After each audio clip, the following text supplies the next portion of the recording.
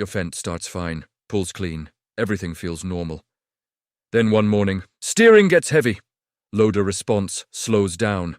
Remote cylinders start lagging. Nothing dramatic, nothing that screams emergency. 3 days later, you're parked. Hydraulic pump gone. And the repair estimate sitting on your phone right now has a comma in it. Here's what nobody told you before it happened. There were signs. Weeks before that pump gave out. Signs that most operators miss because nobody ever explained what to look for. This is Farm Gear Pro. And today we're going deep on Fendt hydraulic pump failure, what causes it, what it actually costs, how to catch it before it catches you, and the one maintenance decision that separates operators who see this repair once from operators who see it twice. Stay locked in, because if you're running a Fendt right now, this breakdown is worth every minute. First, understand what the hydraulic system on a Fendt is actually doing, because this isn't a simple circuit. And understanding the load this pump carries explains exactly why failure happens the way it does. Fendt's hydraulic architecture across the 700, 800 and 900 Vario series runs a load-sensing, pressure and flow-compensated system. What that means in plain terms is this.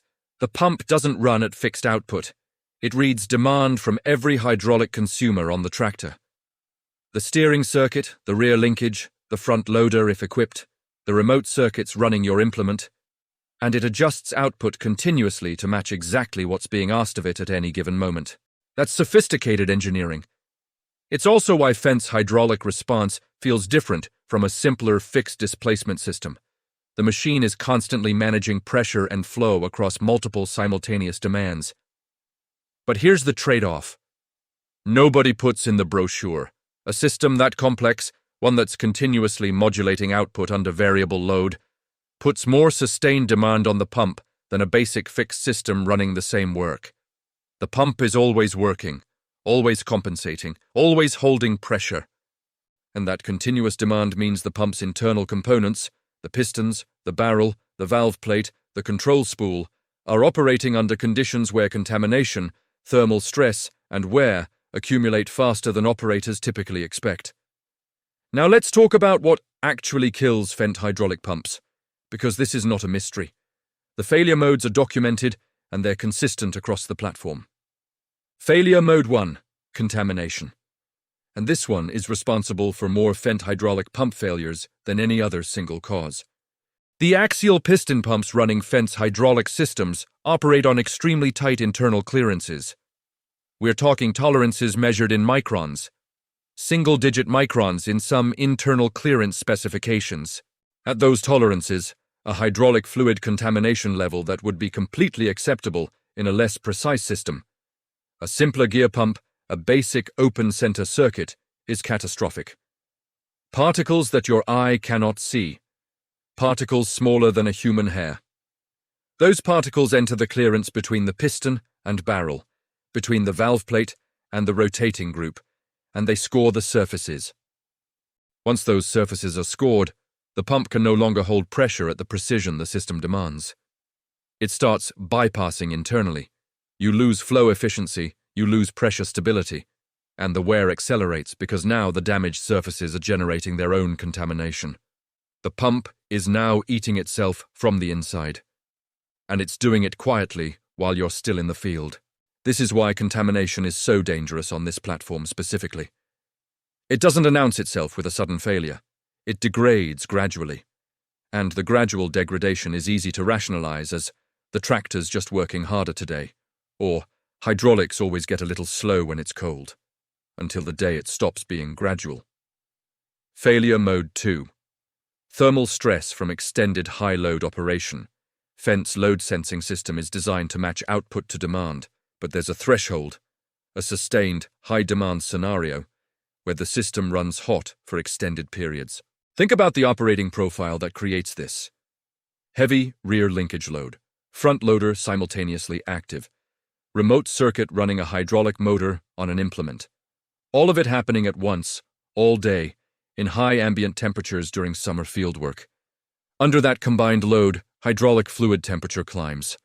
And when hydraulic fluid runs above its optimal operating temperature range for extended periods, two things happen that directly accelerate pump wear. The fluid's viscosity drops. Thinner fluid means thinner film between moving surfaces. Thinner film means metal-to-metal contact starts happening at load peaks, where the film can't maintain separation. Simultaneously, the fluid's anti-wear additive package degrades faster at elevated temperature. The chemistry that's supposed to protect those precision surfaces under load breaks down, precisely when you need it most. Operators running Fendt equipment in hot weather with heavy simultaneous hydraulic demands need to understand this. The pump isn't just working harder, it's wearing faster. And the fluid service interval that works in moderate conditions may not be adequate for high heat, high load operation. Failure mode. 3. Incorrect fluid specification. This one is straightforward, and it still happens more than it should. Fendt's hydraulic system specifies fluid grades and additive packages that are matched to the system's operating pressures and the pump's internal clearance tolerances. Running a fluid that doesn't meet spec, even a fluid that looks right on the shelf, even a fluid marketed broadly as suitable for European hydraulic systems, can mean inadequate anti-wear protection at the pressure levels Fendt's pump operates under. The failure doesn't happen overnight. It happens over hundreds of hours. The protection that should be there at peak load isn't quite there.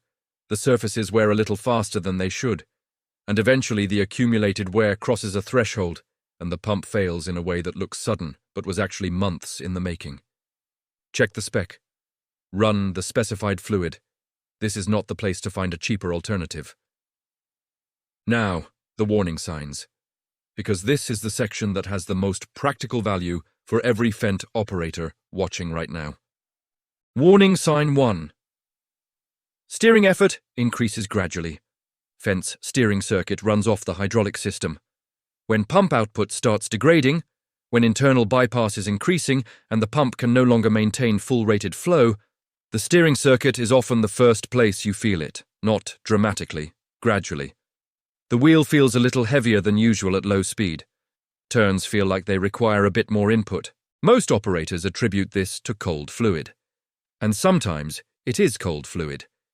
But if it's happening consistently, if it's there when the system is fully warmed up, that's the pump telling you something.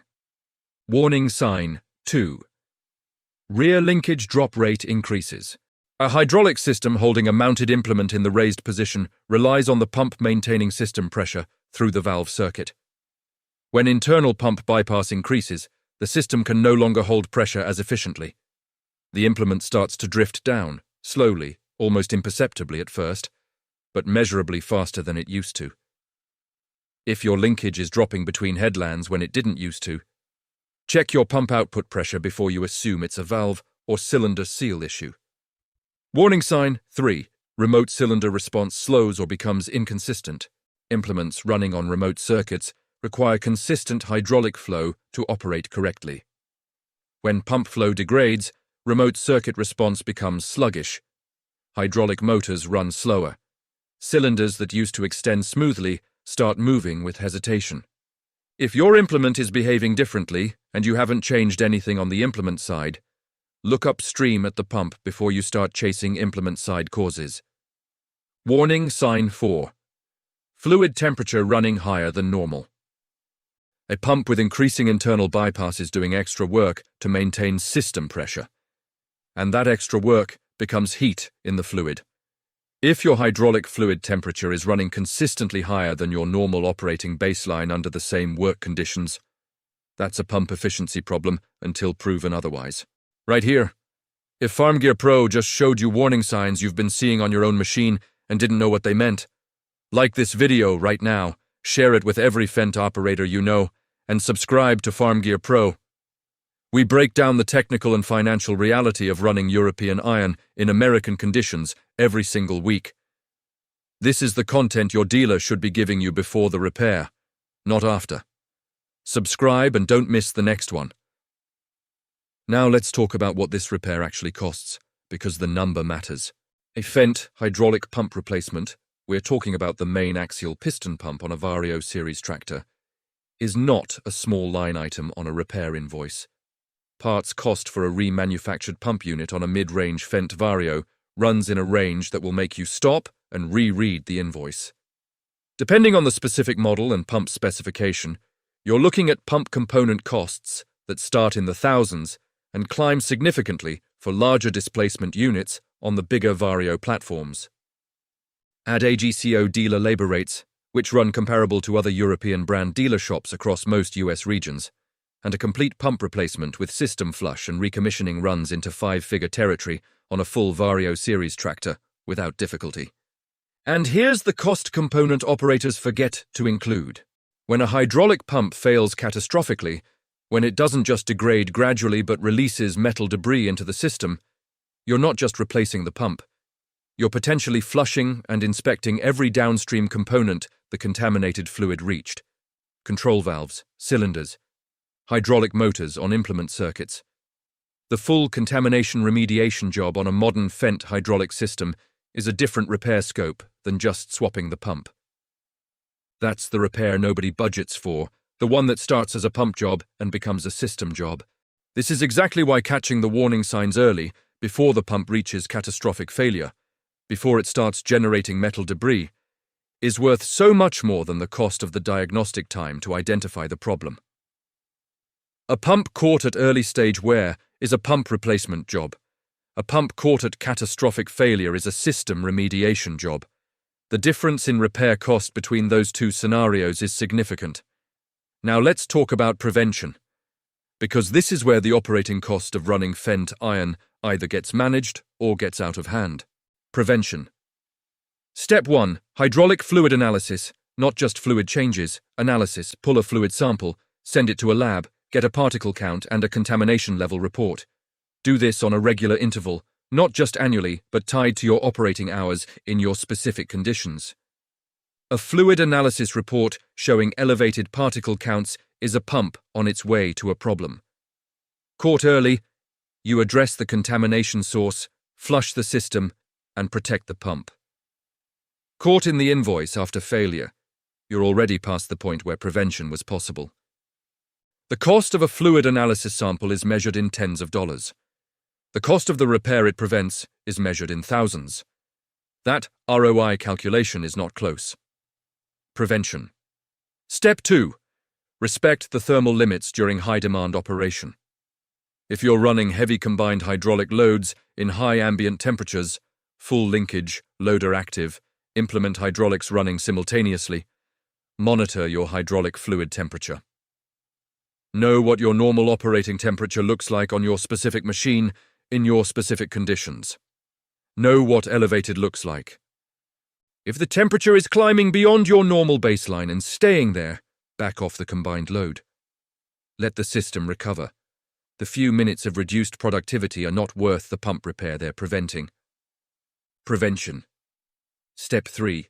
Filter service on interval, not on condition, on interval. Fendt's hydraulic filtration is the primary line of defense against the contamination failure mode we covered earlier. And here's the thing about hydraulic filters that operators get wrong. A filter that looks fine visually. A filter that hasn't triggered a service indicator. A filter that's within the nominal service interval on the calendar. That filter may still be allowing contamination levels that are damaging your pump if your operating conditions are more severe than the interval was designed for. High dust environments. Extended high-load operation, anything that puts more contamination into the system faster than the standard interval accounts for. In severe conditions, run shorter filter service intervals. The cost of an extra filter change is not the conversation you want to be having after a pump replacement. Prevention. Step 4. Cold start protocol matters more than most operators think. Hydraulic fluid at cold temperature is thick. Viscosity is high. And when you immediately put a cold, high-viscosity system under load, full steering input, loader operation, linkage cycling, before the fluid has reached operating temperature, you're running those tight pump clearances with fluid that isn't fully protecting the surfaces yet. Let the machine warm. Let the hydraulic fluid reach operating temperature before you put it under sustained load, especially in winter conditions, especially on the first start of the day. This is basic practice on any hydraulic system, on a precision axial piston pump running Fendt's load sensing circuit. It matters more than basic. One more thing before we wrap, and this is specifically for operators running Fendt equipment in regions where AGCO dealer coverage is not as dense as you'd like. The diagnostic picture on a Fendt hydraulic system is more accessible than on some competing platforms. A competent, independent hydraulic shop with the right pressure testing equipment can perform meaningful diagnostic work on Fendt's system, checking pump output pressure, checking system relief settings, identifying bypass conditions, without requiring proprietary dealer software to conduct the basic pressure and flow diagnostics. This is relevant because catching a developing pump problem early requires diagnostic work. And if that diagnostic work depends entirely on getting a dealer technician to the machine, which in some regions means scheduling delays that cost you operational time, knowing that a qualified independent hydraulic shop can do meaningful preliminary diagnostic work gives you more options. That doesn't mean independent shops can do everything. Fendt's electronic controls and load sensing calibration tie into the machine's software in ways that benefit from AGCO dealer access. But on the hydraulic diagnostic side specifically, a good independent shop with pressure testing equipment is not a dead end. Know who that shop is in your area before you need them, because the middle of harvest is a bad time to be finding out. The bottom line on Fendt hydraulic pump failure: it is not random, it is not bad luck. It has identifiable causes, identifiable warning signs, and a prevention protocol that keeps it from becoming the 5-figure repair event it turns into when it's missed. Contamination is the number one cause. Thermal stress under sustained combined load is number 2. Wrong fluid specification is number 3. The warning signs: heavy steering, linkage drift, slow remote response, elevated fluid temperature, show up before catastrophic failure. Consistently, if you know what you're looking for, the operators who see this repair once are the operators who didn't know the warning signs before the first failure. The operators who see it twice are the ones who didn't change their maintenance approach after the first one. You now have the information to be neither of those operators. Thanks for watching Farm Gear Pro. If you found this breakdown valuable, share it with a fellow farmer and comment below your thoughts on this topic. See you in the next one.